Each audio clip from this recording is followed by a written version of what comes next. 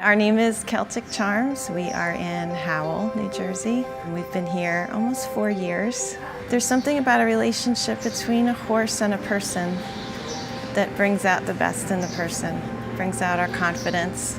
For me, when Allies comes, each individual has something that I treasure, something about them, and being able to see into their personality and see the farm through their eyes. It just means so much to me and makes me so thankful.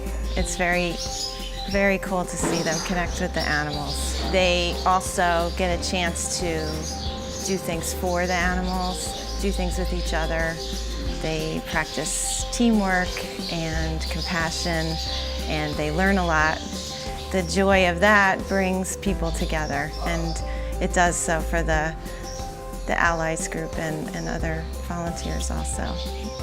It's nice to see them have a common interest and share that fun.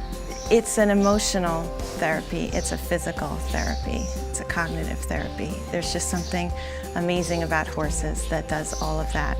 It's such a much more meaningful experience to us when we have the community involved in our daily activities.